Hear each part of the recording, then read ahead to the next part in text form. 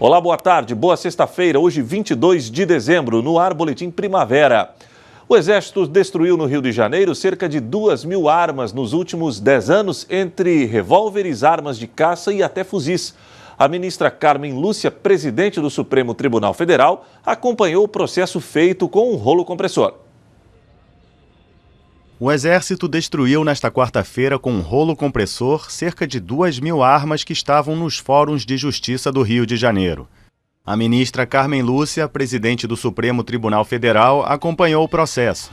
Segundo o tenente-coronel Alexandre de Almeida, cerca de 95% das armas destruídas são oriundas de atividades criminosas. Essas armas elas vieram oriundas do crime, de fatos criminosos e também armas, algumas delas, da campanha do desarmamento. Foram doações voluntárias de pessoas para a campanha do desarmamento. O tenente-coronel informou também que as armas estavam em processos nos últimos 10 anos. O Rio de Janeiro hoje, ele está terminando a destruição dessas armas e nós estamos atingindo cerca de 30% de todas as armas disponíveis para destruição no país. O Exército destruiu em 2017 no Rio de Janeiro mais de 43.000 armas apreendidas nesses últimos anos pela Justiça. Entre elas estão revólveres, armas de caça e até fuzis. O Exército Brasileiro e o Conselho Nacional de Justiça assinaram um acordo em novembro passado para que fóruns enviem ao Exército as armas que apreenderam e que não fazem mais parte de alguma investigação, para que sejam destruídas.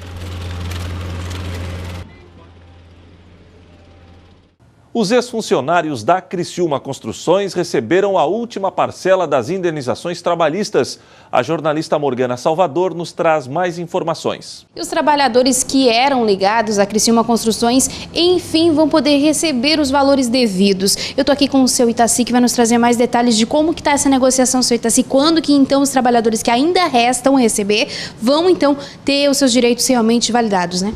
Bom, quando a empresa faliu, a gente fez o levantamento de todos os créditos trabalhistas e o ano passado, em dezembro, foi pago 70% do valor dos créditos de total e agora, na sexta-feira, estaremos então pagando também o restante, os 30% a todos os ex-trabalhadores que receberam a primeira parcela em dezembro do ano passado. Agora, essa parcela deve beneficiar mais ou menos qual o número de funcionários e qual o valor que deve ser investido, né? Serão em torno de 300 trabalhadores e 2.400.000 aproximadamente que será pago a todos os trabalhadores. Com isso, o comércio vai ter um bom movimento e os trabalhadores um Natal melhor, né? Seu Itaci, a gente estava até recordando, né, antes de começar a entrevista, que infelizmente quando a empresa parou era um período de Natal, né? E agora quando a empresa vai terminar o pagamento desses funcionários também é uma época de Natal, graças a Deus, né? Graças a Deus, né? Os trabalhadores estão muito contentes. Conversei com alguns trabalhadores já hoje e eles estão muito felizes porque agora vão receber o dinheirinho deles de uma vez por todas, recebe os seus haveres, né? Você vem acompanhando de perto e vem fazendo uma conversa direta com esses administradores que estão realmente tentando restaurar a Criciúma Construções? Sim, nós conversamos muito com tanto o administrador como o síndico, né?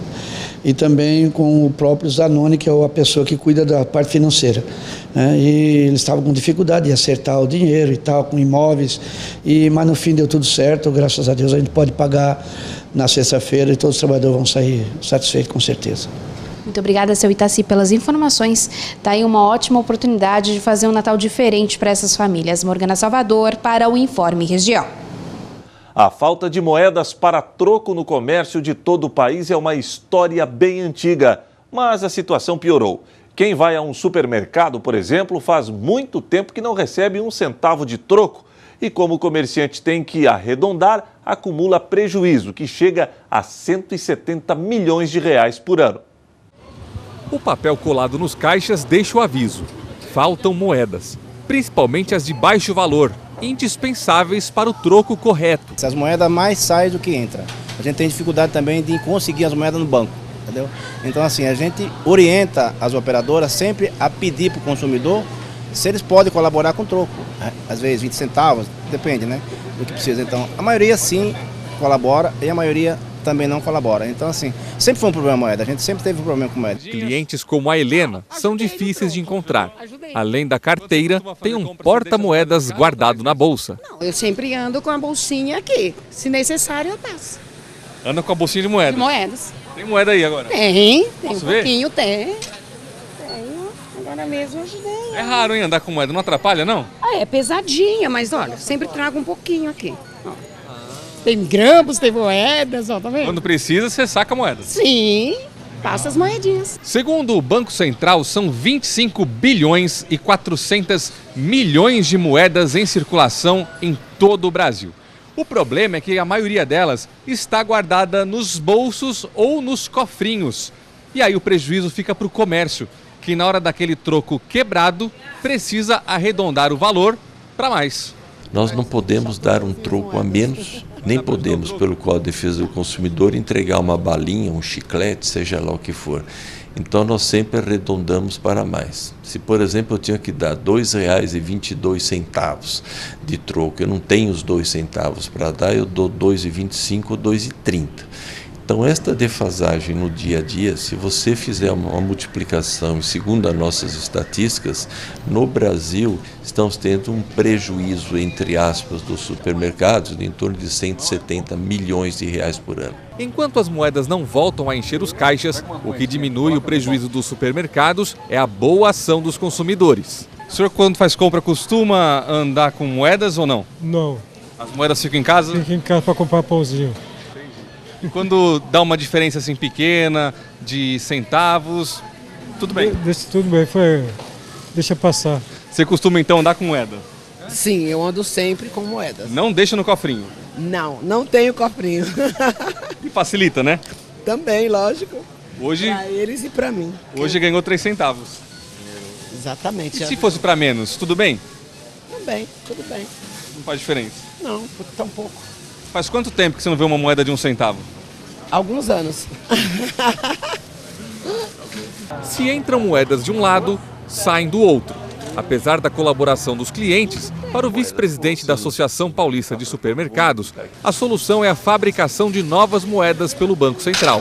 Para ter uma ideia em números de quantas moedas a mais são necessárias, hoje tem 25 bilhões, né, de unidades. Muitas estão guardadas, mas dá para ter uma ideia de quanto que é preciso fazer essa produção de moedas aumentar? O que nós temos a maior dificuldade são as moedas pequenas. Então, quer dizer, não vai ser uma quantidade de valor muito grande, né? Mas sim de quantidade de moedas, principalmente a moeda de 1 centavo e 5 centavos. Então, este é o volume que mais nós sentimos falta no dia a dia. E o Boletim Primavera fica por aqui. Mais notícias daqui a pouco às 7 da noite no Informe Região.